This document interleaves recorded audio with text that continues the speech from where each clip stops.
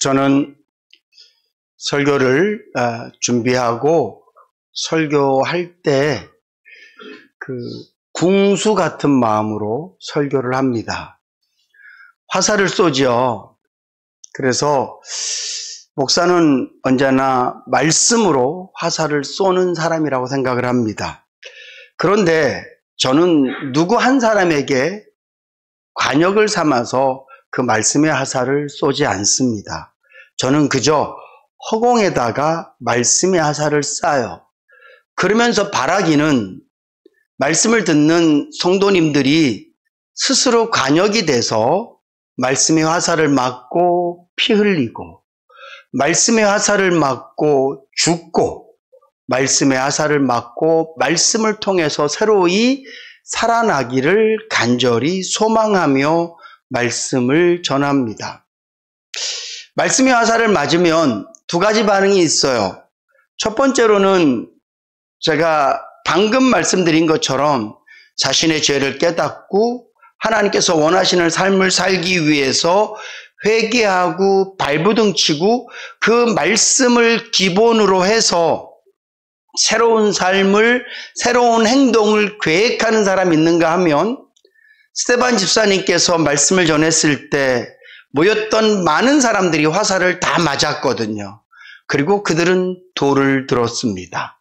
그리고 스테반 집사에게 돌을 던져서 그 자리에서 스테반 집사님을 죽이죠.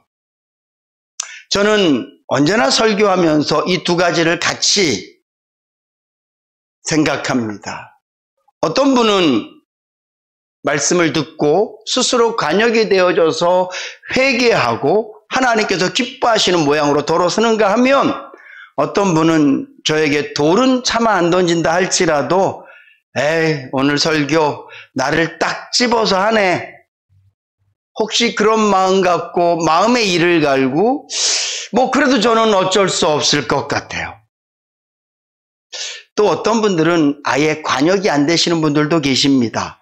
그냥 졸거나 나랑 상관없다 생각해서 화살이 평평 날아가는데 그냥 구경만 하고 있어요. 차라리 관역이 돼서 돌을 던지세요. 제일 중요한 것은 설교하는 저는요, 항상 제가 관역이 된다는 거예요.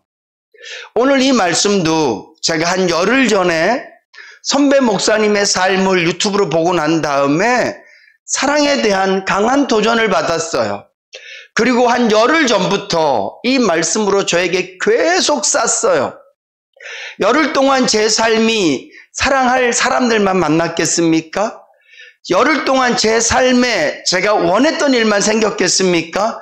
열흘 동안 제 삶에 내가 듣고 싶은 소리만 들었겠습니까? 아니요.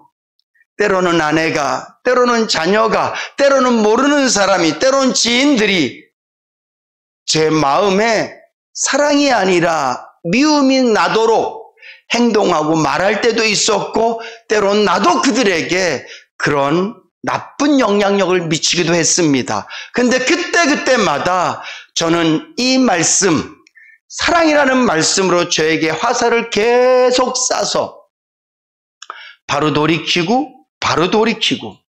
지금 이 시간도 설교는요, 제가 화살을 쏘면서 제일 먼저 저라는 관역을 통과해서 여러분들을 향해 나아가고 있어요. 오늘 이 말씀을 준비하면서도 또 강대상에 올라오면서도 하나님, 오늘의 이 말씀이 저에게 가장 먼저 명중되게 하시고, 여전히 부족한 저에게 주의 사랑이 넘쳐나게 하시고, 여전히 부족한 나에게 하나님의 은혜가 있게 하시고, 여전히 미비한 나의 삶이 하나님께서 기뻐하시는 모습으로 전진할 수 있도록 도와달라고, 하나님, 내가 제일 먼저 관역되겠습니다, 그런 마음으로 설교 자리에 서 있습니다.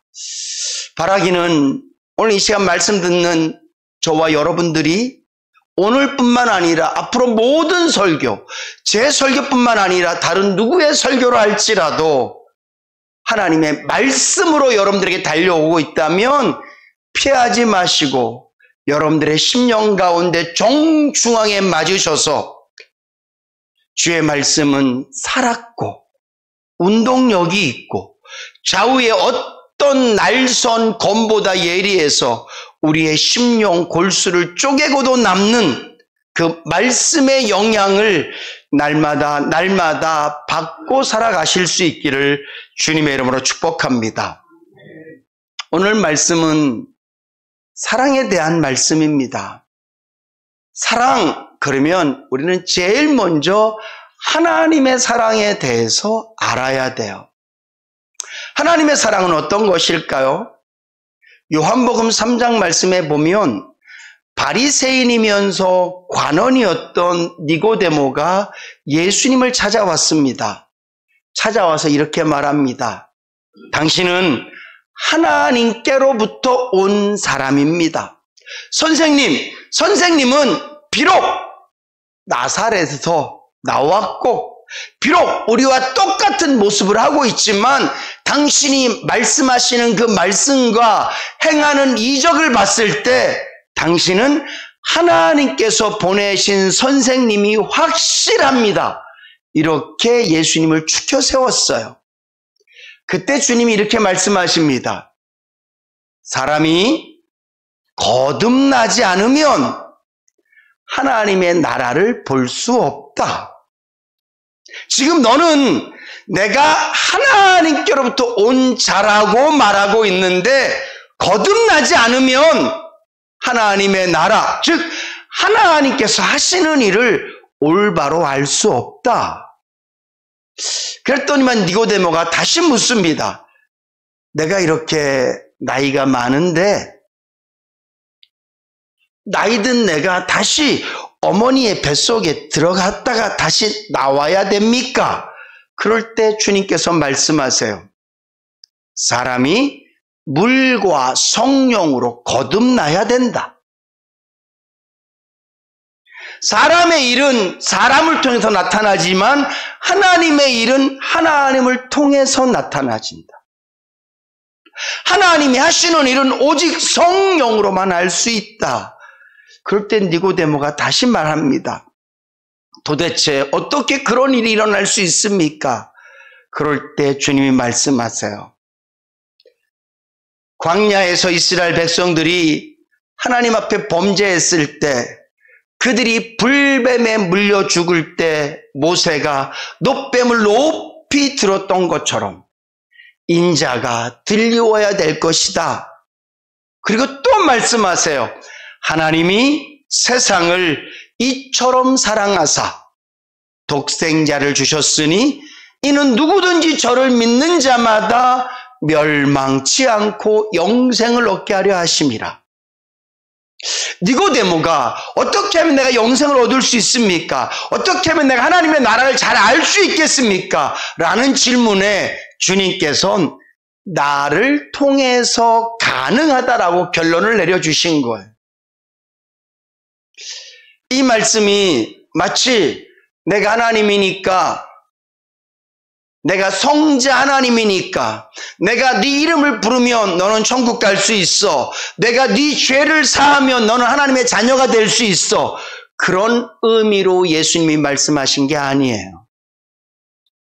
주님은 그 말씀을 하시면서 예수님이 이 땅 가운데에서 어떤 삶을 살게 될 것인지를 미리 그가 아시고, 나는 너를 위해서 고난받을 거야. 이사야 선지자가 예언했던 것처럼 내가 채찍에 맞고 내가 죽음으로 말미암아 네가 사는 거야. 하나님의 사랑은 하나님이신 성자 하나님께서 이 땅 가운데 직접 오셔서 저와 여러분들을 위해서, 이 세상의 모든 죄인들을 위해서 십자가에서 죽으시고 부활하심으로 말미암아 우리의 죄를 용서하심으로 그분의 사랑이 실현되어진 줄로 믿으시기 바랍니다. 오늘 이 자리에 나는 예수를 믿습니다 라고 고백하시는 분들이라면 우리는 모두가 하나님의 사랑으로 예수를 믿게 된 거예요. 바리새인은요, 유대교의 경건주의자였습니다. 하나님의 말씀대로 살려고, 율법대로 살려고, 율법을 연구하고 율법대로 살려고 발부둥 쳤던 사람이에요. 근데 그 니고데모도 하나님의 나라를 보는 일에 하나님께서 만들어 놓으신 구원의 계획을 그는 알 수 없었어요. 왜냐하면 그가 예수를 하나님으로 알지 못했기 때문에. 그런데 오늘 저와 여러분들은 하나님의 특별한 은총 가운데에서 믿음을 선물로 받아서 예수님이 하나님이시고 그분의 사랑이 죽으심으로 우리에게 나타나졌고 그분의 사랑이 죽으심으로 우리에게 확증되었다는 사실을 믿게 되어진 줄로 믿습니다. 여러분, 이것이 하나님의 사랑입니다. 인생을 살면서 왜 이렇게 어려움이 많은가 그러면서 하나님의 사랑을 의심하지 마세요. 나는 왜 이렇게 하는 일마다 안 되는가 그러면서 하나님의 사랑을 의심하지 마세요. 하나님의 사랑이 궁금하시다면, 하나님이 정말 나를 사랑하는지 그게 알고 싶으시다면 내가 예수를 믿는지를 점검하세요. 내가 예수를 믿고 있다면 오늘 저와 여러분들은 세상 그 누구도 나에게 줄 수 없는 사랑을 하나님께 받은 자들인 줄로 믿습니다. 이제 우리는 하나님의 사랑을 알았습니다. 그러면 그게 끝일까요? 오늘 사도 바울은 말씀을 통해서 고백합니다. 그리스도의 사랑이 우리를 강권하시는도다. 하나님의 사랑, 예수 그리스도의 사랑은 저와 여러분들이 난 하나님의 사랑을 받았습니다. 나는 그 사랑을 깨달았습니다.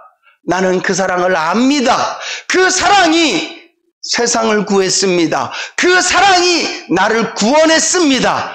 이렇게 끝나지 않는다는 거예요. 하나님의 사랑은 저와 여러분들을 강권하시는 줄로 믿습니다. 이거를 다른 말로 하면 하나님의 사랑은 저와 여러분들도 사랑하며 살게 하는 줄로 믿으시기 바랍니다. 안경선 목사님이라는 분이 계십니다. 혹시 여러분들도 이 이름을 들어보신 분이 계신지 모르겠지만 이분 배경은 다 알고 있는데 이 이름을 아시는 분들은 많지 않아요. 이분은 2016년도에 손양원 기념관 초대 관장으로 지냈어요. 그리고 2020년도에는요, 부룬디라는 아주 가난한 나라의 한센병자들을 위한, 우리가 쉽게 말하면 나병 환자들을 위한 선교사로 파송되어서 그곳에서 일하고 있습니다. 근데 이분이 예수님을 믿게 되고, 그리고 이분이 신학교를 가게 되고, 이분이 주의 길을 가게 된 데는 특별한 사연이 있습니다. 이분의 아버지는 안재선 씨예요. 아직까지 여러분들은 감이 잘 안 오시겠지만 제가 조금 더 말씀드리면 이 이야기가 이런 이야기구나. 안재선 씨라는 분이 아버지인데 이분이 돌아가실 때 누가 찾아왔냐 하면 손양원 목사님 가족들이 그 장례식장에 왔어요. 그리고 이 안경선이라는 분에게 아버지가 죽었으니까 위로를 했겠죠. 그리고 책을 한 권 줬습니다. 그 책 제목이 사랑의 원자탄이었어요. 책을 읽어보니까 자기 아버지가 어떤 사람인지 알게 된 거예요. 자기 아버지가 어떤 사람이었냐면 손양원 목사님의 두 아들을 죽인 살인자가 자기 아버지였어요. 그리고 손양원 목사님께서 자기 아버지를, 어떤 아버지입니까? 손양원 목사님의 두 아들을 죽인 자기 아버지를 양 아들로 삼아서 손양원 목사님께서 순교당하는 시간까지 그 아들을 보살폈습니다. 손양원 목사님은 순교당하시기 전까지 여수에 있는 애양원에서 나병 환자들을 돌보시다가 6.25 때 순교를 당하시게 되죠.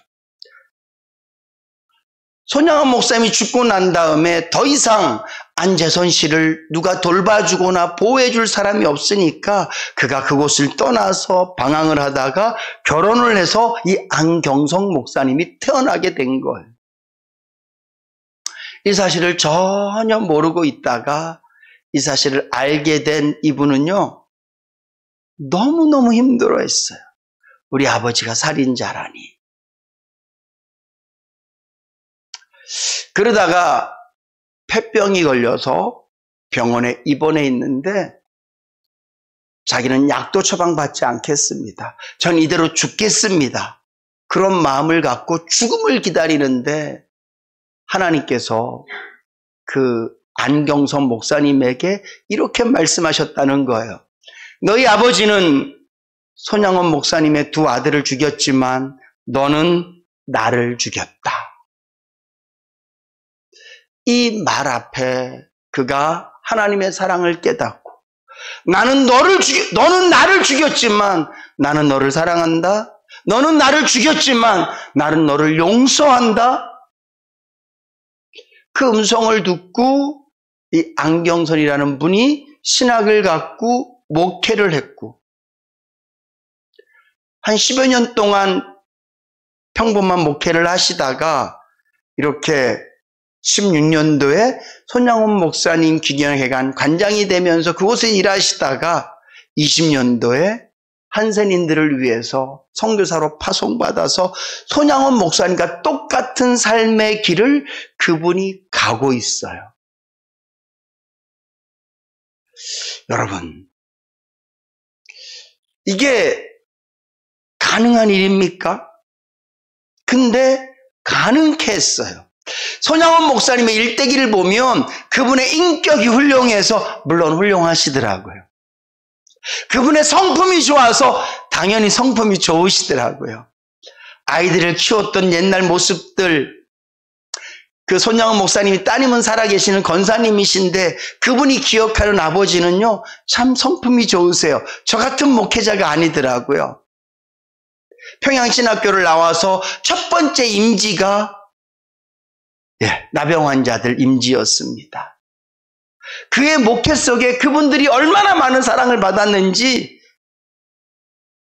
그 손 목사님의 사랑을 받던 사람들의 그 고백들을 들어보면 정말 과연 인간이 그렇게 할 수 있을까? 마치 하늘에서 천사가 내려와서 살다 간 흔적을 남겨놓은 것 같은 삶을 사셨더라고요. 근데요, 내 아들을, 아무 죄도 없는 내 아들을 총으로 쏴 죽인 그 사람을 양아들로 삼는 것은 사람의 인격과 사람의 품성으로 가능해지는 것이 아니라 오늘 본문 말씀에 나오는 것처럼 그리스도의 사랑이 관건했기 때문에, 그리스도의 사랑이 내 마음에 도전했기 때문에 손양원 목사님은 그 일을 할 수 있었다는 거예요. 예수님의 사랑이 세상을 살리는 힘이었다면 그 사랑을 가슴에 담은 손양원 목사님의 사랑은 한 사람을 살렸고 그 사람의 아들을 통하여서 더 많은 사람을 살리는 놀라운 일들이 지금 펼쳐지고 있는 것이죠. 여러분, 오늘 저와 여러분들도 똑같이 예수를 믿은 자라고 고백했습니다.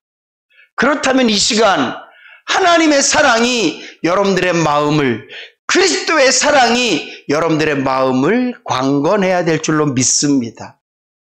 그 사랑이 내 마음에서 도전해야 돼요. 사랑할 수 없는 사랑에 대해서 그 사랑이 내 마음에 도전해야 돼. 감당해낼 수 없는 사랑을, 그 그리스도의 사랑이 내 마음에서 나를 도전해야 돼요. 인간의 인격은 다 거기서 거기입니다. 3번 나에게 나쁜 말 해보세요. 참기 힘들어요. 나에게 얼굴에 침 뱉는 건 한 번만 뱉어도 찾기 힘들어요. 내 물질에 손해를 끼치는 사람을 용서하는 것은 불가능해 보여요. 사람의 인격은 다 거기서 거기예요. 좋을 때는 허허거리고 좋을 때는 사랑한다고 고백하지만 조금만 나와 반대되거나 내가 싫어하는 행동을 하거나 나와 맞지 않으면 우리는 다 등을 돌릴 수밖에 없어요. 근데 예수는요, 인격으로 믿는 거 아니에요. 예수는 성품으로 믿는 거 아니에요. 예수는 학력으로 믿는 게 아니라 예수는 하나님의 사랑을 받은 마음으로 예수 믿는 것인 줄로 믿으시기 바랍니다. 그래서 이 교회는 예수 믿는 사람들이 모였기 때문에 교회를 움직이는 힘은 오직 사랑이어만 돼요. 하나님의 사랑이 흘러가는 강물처럼 끊임없이 여러분들 심령 가운데 흘러서 미움이 생길 수밖에 없고 오해가 생길 수밖에 없고 다툼이 생길 수밖에 없고 그런 저와 여러분들의 마음을 하나님의 사랑이 노크하셔서 그 사랑이 여러분들의 주인 되어서 그 사랑으로 말미암아 이해하고 용서하고 살아가실 수 있기를 주님의 이름으로 축복합니다. 교회는 시시비비를 가리는 곳이 아닙니다. 누가 옳은지 누가 틀린지를 가리는 곳이 아니에요. 그건 세상에서 하세요. 교회는요, 옳고 틀림에 대한 문제가 아니라 사랑하는 거에 대한 문제예요. 혹시 하나님께서 여러분들 마음속에 와, 나 이거 사랑할 수 없는 일들을 나에게 자꾸 나타나게 하시네? 이것은요, 하나님이 저와 여러분들의 사랑을 좀 키우라고. 그리고 그 사랑을 한번 감당해 보세요. 그러면 어떤 마음이 드는 줄 아세요? 와, 나도 이 일을 할 수 있다고 우쭐해지지 않습니다. 주님의 사랑이 나를 이렇게 만드셨습니다. 내가 누군가를 사랑하는 힘이 주님의 사랑이라면 내가 누군가를 사랑했을 때 이렇게 사랑할 수 있도록 만든 주님의 사랑 앞에서 우리는 감사할 수밖에 없고 눈물을 흘릴 수밖에 없을 거예요. 저는 우리 모든 성도님들이 그리스도의 사랑으로 마치 세상이 살아났던 것처럼 손양원 목사님의 사랑으로 또 한 생명이 그 사랑을 가슴에 담고 험지에 가서 그 사랑을 실천하는 것처럼 하나님의 사랑이 더 많은 사람을 살게 하는 것처럼 여러분들의 사랑이 교회를 살리실 수 있기를 주님의 이름으로 부탁합니다. 목사가 사랑 없으면 교회 죽여요. 맨날 제초제 뿌리는 거예요. 사랑 없이 설교해 보세요. 성도들 매일 죽습니다. 그것도 죽인다고 말하며 죽이지도 않아요. 나는 여러분들이 잘 되기를 원합니다. 그러면서 제초제 뿌리는 거예요. 성도들끼리 사랑이 없으면 여러분, 우리가 언제 만났습니까? 불타는 뜨거운 사랑으로 만나서 결혼해도 우리가 그 사랑 금방 식어버리고 금방 미움도 싹 트는데 우리가 특별하게 예쁜 짓을 해서 만난 것도 아니고 특별하게 나에게 좋은 일이 있어서 서로가 이해가 관계가 돼서 만난 것도 아니고 그냥 주님 좋아서 예수 믿겠다고 모여보니 여기 구목사도 있는 거고 성도들이 있는 거잖아요. 여기서 우리 인격으로 한번 버텨보겠다고요? 여기서 우리 경험으로 한번 버텨보겠다고요? 내가 목사니까 한번 버텨보고 내가 장로니까 버텨보겠다고요? 꿈도 꾸지 마세요. 계산도 하지 마세요. 예수 사랑 아니면 이 공동체는 억지로 굴러가거나 하나님께서 원하시지 않는 미움투성이로 굴러가거나 아니면 언젠가는 폭발해서 공중 분해돼 버릴 거예요. 저는 우리 성도님들이 하나님께 받은 사랑이 진짜라면 그 십자가의 사랑 가슴에 담고 서로 사랑하실 수 있기를 주님의 이름으로 축복합니다. 여러분들 가정에서도 그러실 수 있기를 바라요. 열심을 다해보지만 매번 느끼는 것은 저는 아내에게 참 부족한 남편이라는 것을 정말 많이 느껴요. 어제 저녁에 모처럼 둘이서 같이 집에서 밥을 먹었는데 어쩜 그렇게 달라요? 참 달라요. 돌아보면 아내가 나에게 얼마나 많이 배려해줬고 내 식성에 맞춰줬고 참 고마워요. 그런데도 여전히 제 마음은 투덜거려요. 십자가의 사랑이 아니면 제 아내가 저를 사랑해 줄 수 없고 십자가의 사랑이 아니면 저도 배려받았다고 생각하지 않고요. 왜 나한테 다 못 맞추나 그러면서 투정하며 살 거예요. 그런데 제 아내 십자가의 사랑이 저에게 끊임없이 노크해요.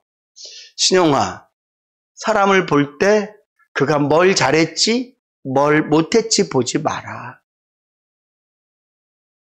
십자가의 사랑으로 봐라. 고맙지 않은 게 어디 있고 사랑하지 못할 게 어디 있니? 저는 그 사랑 앞에 무릎 꿇습니다. 저는 오늘 이 말씀이 제 심장에 너무 정확히 못 박혔어요.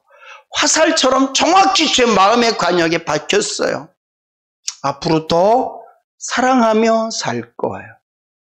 나와 뜻이 맞는 사람만 사랑하는 것이 아니라 그렇지 않은 사람도 오히려 나에게 돌팔매질하고 나를 흉보고 때로는 나를 욕하는 사람이라 할지라도 애매하게 나를 곤경에 빠뜨린 사람이라 할지라도 저는 오늘 이 말씀이 제 심령에 못 박혔기 때문에 이 사랑을 감당해내기 위해서 더 주님 바라보고 그 말씀에 순종하기 위해서 애쓸 거예요. 저는 확실히 믿습니다. 목사가 그런 마음으로 목회할 때 교회는 살 줄로 믿습니다. 제가 그런 마음으로 이웃들을 만날 때 저를 만나는 분들도 하나님의 사랑으로 그들이 살아날 줄로 믿습니다. 성도는 살리는 사람이어야 됩니다. 성도는 하나님의 사랑으로 그 사랑의 힘으로 살리는 사람이 되어야 됩니다. 오늘 바울의 고백을 다시 한 번 더 말씀드리고 말씀을 맺겠습니다. 그가 고백합니다. 그리스도의 사랑이 나를 강권한다. 이제 나는 나를 위해 살지 않고 오직 나를 대신하여 죽었다가 다시 사신 자를 위해 살 것이다. 이 말을 다른 말로 하면 주님의 사랑이 내 심령 가운데 폭풍처럼 불고 있습니다. 이 사랑이 나를 가만두지 않습니다. 그래서 나는 이 땅을 살아갈 때 내 욕심대로, 내 경험대로, 내 성품대로, 내 기질대로 살지 않고 하나님께서 원하시는 그 사랑을 감당하며 살겠습니다. 오늘 이 바울의 고백이 저와 여러분들의 고백 되실 수 있기를 주님의 이름으로 축복합니다.